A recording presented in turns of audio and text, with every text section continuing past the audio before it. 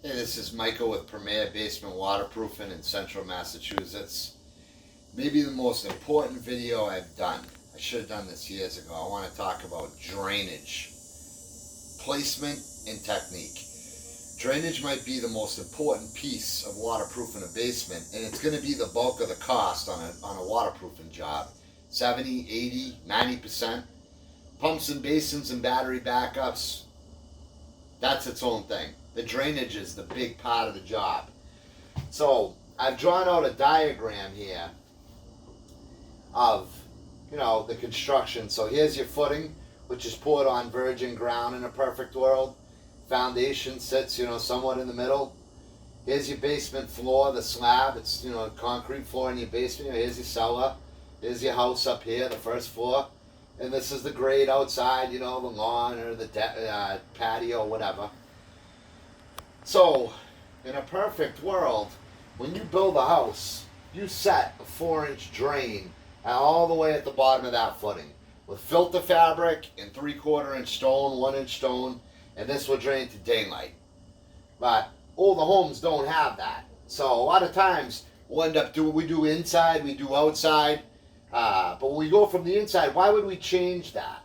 Well, a lot of franchises that use box systems, it's fast, quick, and cheap to get in and just set something right on top of the footing. So what happens is as water starts to come up in the ground, it starts to drive hydrostatically. Now with a box system, they'll come in, they'll put a little 6-inch trench. If you're lucky, they'll put a few stones in there, and then they'll re-concrete. Now half the time, they don't even have enough room here to get the concrete in. If this is 2 inches of slab over your footing, they have to chip your footing just to get that in. Now in the video and the brochure, they don't show you that. What we do is we come in and we trench out 12 inches past the footing. So here's virgin ground. We don't go any deeper. We're not going to undermine this. We're going to come in. We're going to put 12 inches past the footing. We're going to lay a bed of stone. We're going to put a 4-inch pipe there, and we're going to embed that pipe with 3/4-inch trap aggregate. That will bring it to the sump. Then we put back all the concrete came to, if it's 3 inches, 4 inches. This is the proper placement. Here, if you're here, the water has to come all the way up from the slab or come here to hit the cove joint just to pick it up. Now, this is much easier, much simpler, much cheaper. The labor's less, a lot less concrete, lot less stone. But if you look at these trenches we're putting in, it's a lot more work. Why would I do that if that was not the right way to do it? So, and believe me, I sold this shit. When I first got into this business, I was misinformed by misinformed people that this was the right way to do it. It's not. No matter how you dress it up, this is not where drainage goes ever, ever, ever. They like to say we're in the mud zone. I don't know how that's the mud zone. If they have field stone or there's no footing, they're in the mud zone too. I mean, you're going to use stone. This drain is never going to clog. They want to say we're in the mud zone. They are in the flood zone. And that's why they need artery lines that come through the slab going 9 different ways, and because they can't pick it up from just the footing. But quick, easy money. And as far as being time tested, the ADS drain has been around, a 4-inch drain, since the original French drain. I'll show you, we still pull pieces out. This is, 1859, Mr. French, Concord, Massachusetts. They would take these, leave spaces, fill them up with stone, and this would carry it to daylight, or, there was a few different ways to deal with it, but I mean, drainage has evolved. This is what we've been using. We use a 4-inch ADS or a 4-inch corrugated. This is high octane. This is so strong. It has 8 slots. This will never, ever clog. We warranty this will never clog for the life of your structure. The amount of volume this will pick up, and it's a double wall for strength, is insane. It's a 4-inch pipe versus, this is what you're getting right on top of your footing, this little tiny pipe. So it's almost insulting to compare these two and to say somehow that it's right to put this drainage up here is insulting. I don't care how you put it in a picture or video. It's not right.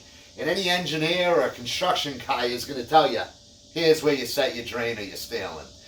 So that's why we set it the way we do. And I want to go a little bit deeper into this with a voiceover on some pictures, just so people really understand and can make an educated decision based on facts, not opinions.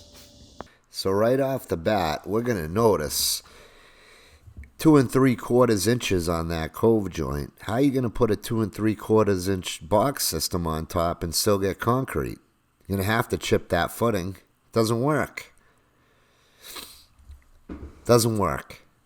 Let's lay a piece on top of an existing footing, and we'll take a level on the elevation of that slab. What happens? Hits. That's not what they showed you in the video. They're going to have to chip that footing, maybe 3 inches to get any concrete back down. How's the water going to get to that drain system? Our trench is on the left, their trench is on the right. Nice big trenches we put in, a lot of work. But let's throw their drain system on top of our footing. Doesn't work. Not what they showed you in the video. These are our trenches.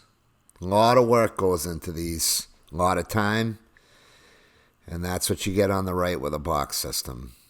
What do you want in your house? Look at the concrete that goes back down. Every job we do, flanged, nice big trenches.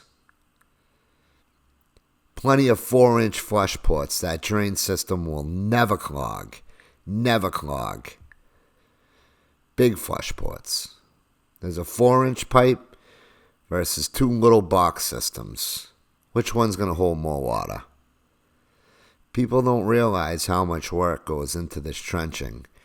We spend a lot of time getting it right. This pipe and that stone and that concrete work might be double or triple the time it takes to put a box system in.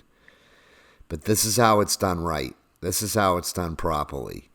You want the walls sealed if need be, nice, 22-inch trenches, nice concrete work, plenty of flush ports, and a quality sub pump. I'm tired of throwing this stuff into my dumpster. We rip it out, and I hope that anybody who watches this can make now an educated decision on what they want to do as far as installing a drain system.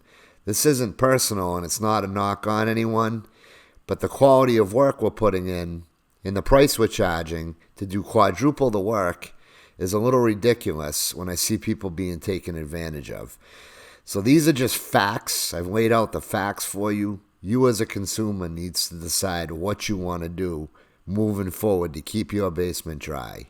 Do you want to skimp and put it on top of the footing, or do you want to be done with it once and for all?